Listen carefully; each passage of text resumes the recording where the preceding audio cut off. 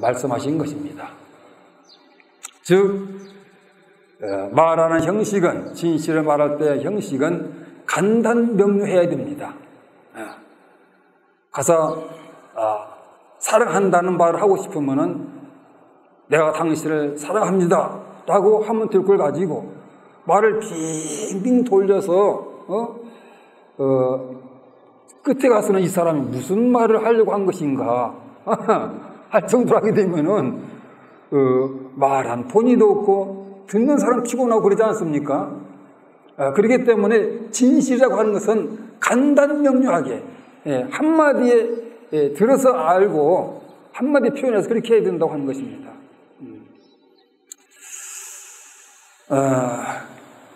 그리고 그 내용에 있어서는 거짓이 없어야 하는 것입니다.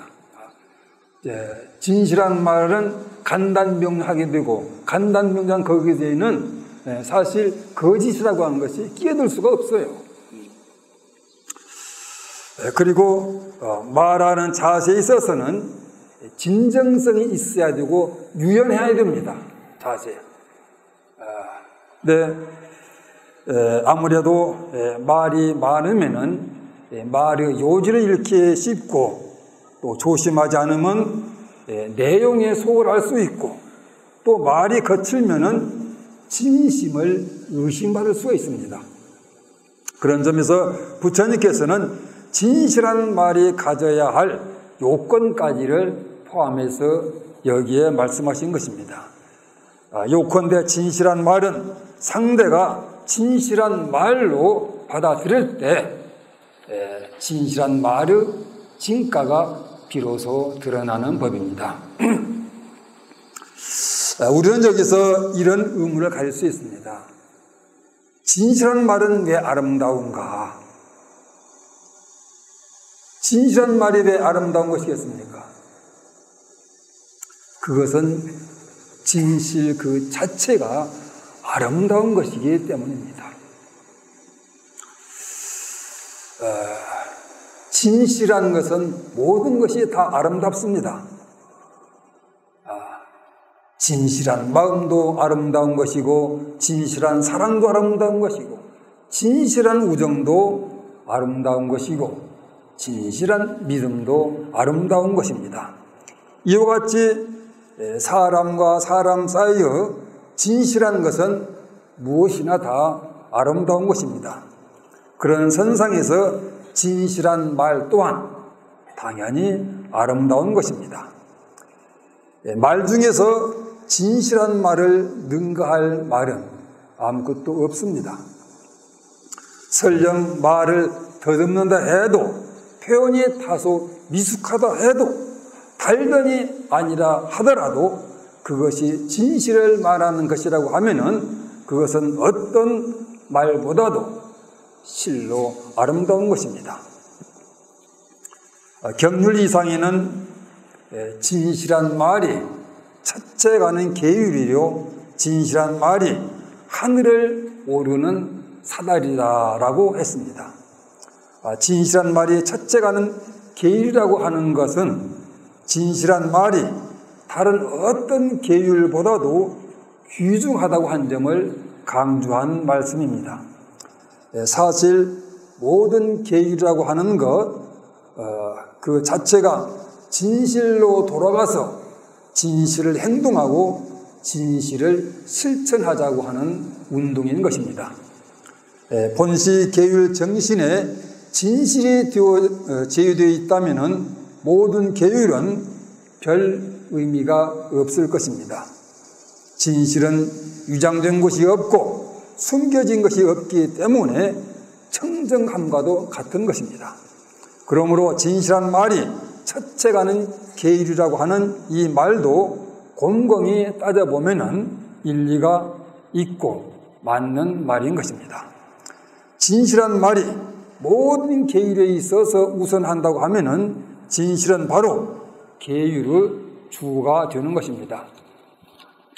뿐만 아니라 진실한 말은 하늘을 오르는 사다리라고 했습니다. 여기서 하늘은 바로 천당을 지칭한 말입니다. 그리고 이 천당이라고 하는 것은 길을 물어서 찾아가는 것이 아니라 선행의 결과로 자신도 모르게 가는 곳입니다. 그런데 진실한 말이 바로 그 천당에 가는 사다리가 된다고 하는 것입니다. 다시 말해서 진실한 말이 천당에 가게 하는 선행이 된다는 의미인 것입니다. 그것은 너무나 당연한 일이죠. 진실한 말이 선행이 아니라고 하면 무엇이 선행이 되겠습니까? 대지도론에서는 진실한 말을 하는 사람은 보시, 지계, 학문, 다문을 빌리지 않고도 끝없는 복을 얻게 된다고 말씀하고 있습니다. 주시던 바와 같이 보시라고 하는 것은 작복의 문이고 지계, 학문, 다문이라고 하는 것은 수행의 문입니다. 그러니까 대지도론의 말씀은 진실한 말을 하는 그것 하나만으로도 작복과 수행 이 두 가지를 병행하는 결과를 가져온다는 뜻입니다. 그 진실한 말은 그만큼 수승한 가치를 가지고 있다는 말씀인 것입니다. 이상의 경론의 말씀에 의하면 진실한 말은 진취적인 사람의 말이며 미래까지를 내다보고 하는 사람의 말이며 지혜 있는 사람의 말이 되는 것입니다. 우리는 혀를 가지고 있습니다. 그리고 우리는 이 혀로서 어떤 말이든지 자유롭게 할 수 있습니다. 따라서 우리가 마음만 먹으면은 남을 칭찬하는 말, 주변 사람들에게 기쁨을 주는 말, 그리고 친한 사람들에게 행복감을 주는 말, 어떠한 경우에도 진실한 말을 하는 이런 선택적인 말만을 할 수가 있습니다. 그러나 말을 함에 있어서 어떤 원칙이 없으면은 상황에 따라서, 기분에 따라서, 이해관계에 따라서, 욕심에 따라서 거짓말, 꿈에 대는 말, 남을 핥히는 말, 재앙을 부르는 말, 이런 말들을 함부로 할 수도 있습니다. 과연 우리는 어떤 말을 하면서 살아야 되겠습니까? 법구경에서는 아름다운 말이 말 중에서 최고라고 했습니다. 아름다운 말을 말 중에서 최고의 자리에 앉힌 것은 무슨 뜻이겠습니까?